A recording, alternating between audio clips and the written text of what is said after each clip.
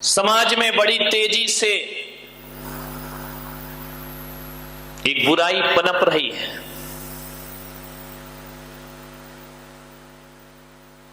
और वह बुराई बड़ी चिंता का विषय है।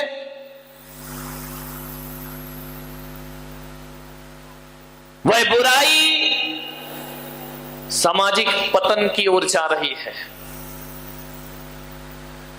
और वह बुराई यदि कोई है तो नशे की बुराई है। नशे का राक्षस अपने पांव फैलाते जा रहा है, अपने हाथ फैलाते जा रहा है, और जिसकी गिरफ्त में बड़ी तेजी से युवा पीढ़ी आ रही है। ध्यान रखना, बड़े धड़ल्ले से शराब बिक रही है इस देश में। अफसोस होता है कि राजस्थान में जब सूखा पड़ता है तो गांव की एक जवान बेटी 3 किलोमीटर दूर जाती है चिलचिलाती धूप में, तब मुश्किल से एक घड़ा पानी पीने का नसीब हुआ करता है। 3 किलोमीटर दूर जाएगी तब एक घड़ा पीने का पानी लेकर आएगी। दुर्भाग्य है इस देश का कि पीने का पानी यहां मुश्किल से मिलता है, लेकिन शराब गली गली चौराहे चौराहे गांव गांव में प्राप्त हो जाए। इससे बड़ा दुर्भाग्य क्या होगा कि शराब हर जगह उपलब्ध है, पानी उपलब्ध नहीं है। मान्यवर, मुझे समझ नहीं आती ये सरकार की दोहरी राजनीति। एक तरफ तो सरकार, एक तरफ तो इस देश में ऐसा कानून है कि यदि कोई शराब पीकर सड़क पर बहकता हो तो उसे थाने में बंद कर दिया जाए, जेल में बंद कर दिया जाता है। उसके लिए कानून है, उसके लिए सजा है। चेक रही आवाज, ध्यान रखिए, उसके लिए कानून बनाया गया है। लेकिन एक तरफ सरकार कानून बनाती है कि शराब पीकर कोई सड़क पे ना बहके वरना पुलिस उसे उठाकर ले जाएगी, और दूसरी तरफ यही सरकार धड़ल्ले से शराब की लाइसेंस दिया करती है, ठेके दिया करती है, शराब की दुकानें खुलाया करती है। अब एक बात बताइए, अभी इस तरह से लाइसेंस दिए जाएंगे, जगह जगह शराब के ठेके दिए जाएंगे, तो बताओ मेरे भाई, पीने वाला लेकर पिएगा नहीं। ऐसा तो कोई नहीं है इस देश में कि वह शराब लेकर के नाली में बहाएगा। अरे आप उपलब्ध कराएंगे, लोग पिएंगे। ध्यान रखना, शराब से मुक्त भारत होना चाहिए। गुजरात में शराब पे पाबंदी है, ध्यान रखिए।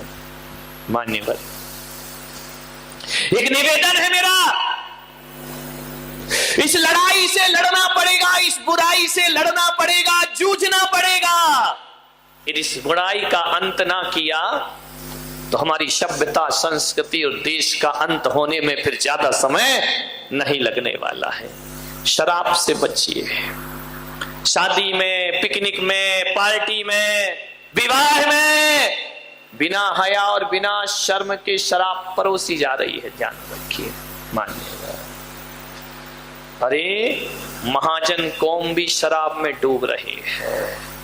एक अनपढ़ आदमी शराब पिए तो बात बनती है, एक गांव का आदमी शराब पिए तो बात समझ में आती है। एक पढ़ा लिखा आदमी विज्ञान के युग में, साइंस के युग में, 21वीं सदी में एक पढ़ा लिखा आदमी शराब पिया करता है। ध्यान रखना, एक बात याद रखना, जाएगा तो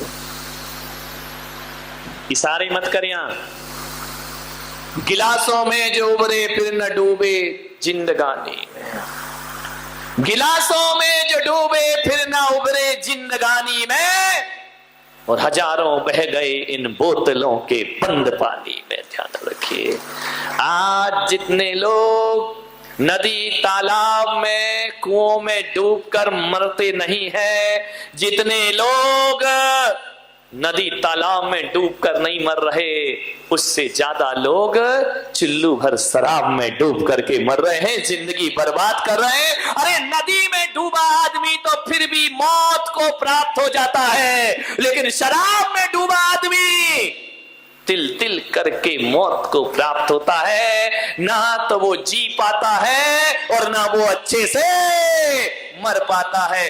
घूंट घूंट में मौत है जिसके, ध्यान रखें। जिंदगी बर्बाद, शरीर बर्बाद, विचार खराब, परिवार खराब, व्यवहार खराब। एक शराब ने सब परिवारों का जीवन उजाड़ दिया। एक बार मैं जेल गया प्रवचन करने, इतने ध्यान से सुन रहे हो कि महाराज क्या घोटाला कर दिया जो जेल चले गए।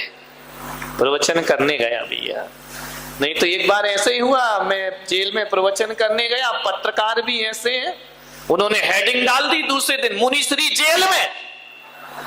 अब सारे लोगों ने पढ़ा मुनीश्री जेल में। मैं कितने भी अच्छे प्रवचन करूं वो कोई नहीं पढ़ेगा।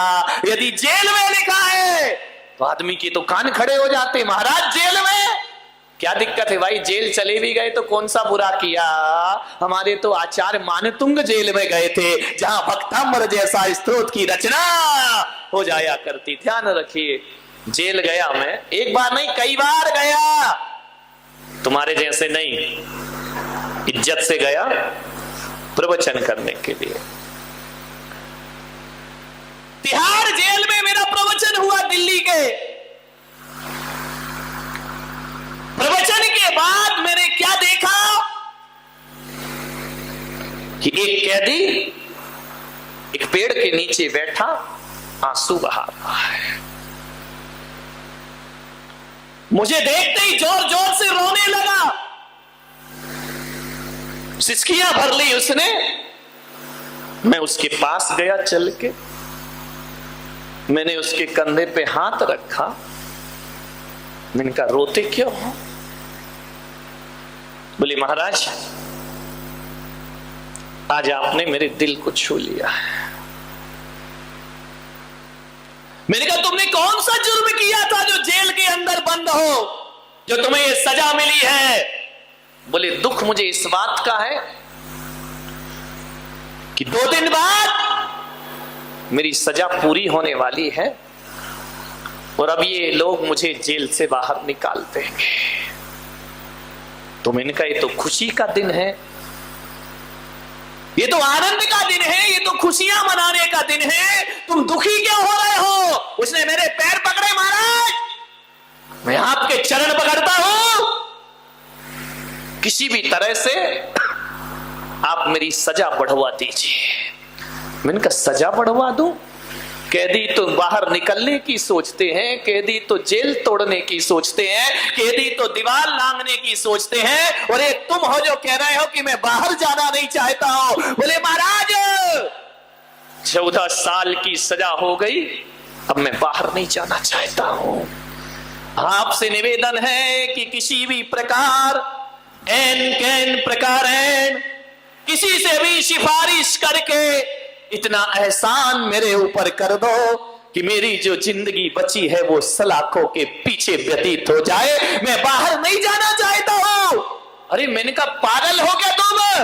पक्षी आनंदित है, आकाश में उड़ रहा है, स्वतंत्रता का आनंद ले रहा है, एक जानवर भी परतंत्र नहीं रहना चाहता है, और तुम कैसे इंसान हो जो कहते हो कि मुझे गुलामी की इस बेड़ियों में बंधा रहना दो, इन सलाखों के पीछे जीने दो।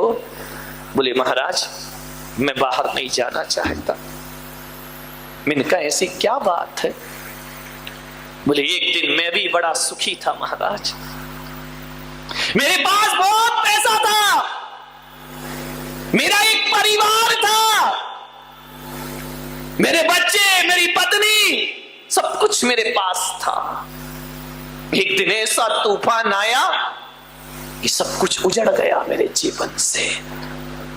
मान्यवर ये मत सोचना कि मैं कोई कहानी सुना रहा हूं, ये हकीकत जिंदगी में बीती हुई घटना है। उसने कहा महाराज मैं गलत संगति में पड़ गया, गलत लोगों की दोस्ती में पड़ गया, पैसा था, अय्यासी करने लगा, मेरी संगति गलत हो गई। लोगों ने मुझे शराब पिलाना सिखा दिया। लोगों ने कहा कि पी लो यार शराब।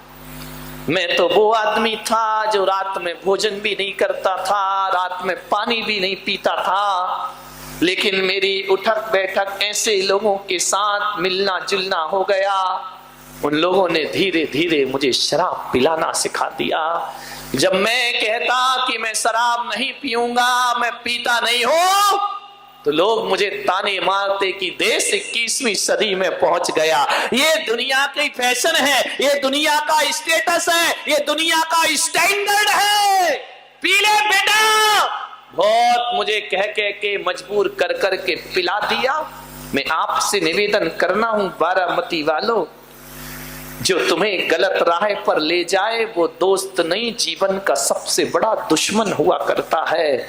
और मैं आपसे इतना ही आग्रह करूंगा, इन युवाओं से निवेदन करूंगा कि जीवन में जब भी बुराइयां आती हैं तो माता पिता के द्वारा नहीं आती, जब भी जीवन में बुराइयां आती हैं तो दोस्तों के द्वारा जीवन में बुराइयां आती हैं। अरे दोस्त दो तरह के होते हैं, एक वो है जो हमारे जीवन में दोष को लाते हैं, वही भी दोस्त हैं, और एक वो दोस्त होता है जो जीवन से दोषों को समाप्त कर दिया करता है, एक दोस्त वह भी हुआ करता है। ऐसी दोस्ती मत करना, आपसे निवेदन है। यदि सच्चा और अच्छा दोस्त ना मिले, बिना दोस्त की जिंदगी गुजार देना, लेकिन गलत आदमी को अपने जीवन में कभी दोस्त मत बनाना। एक बात बताओ,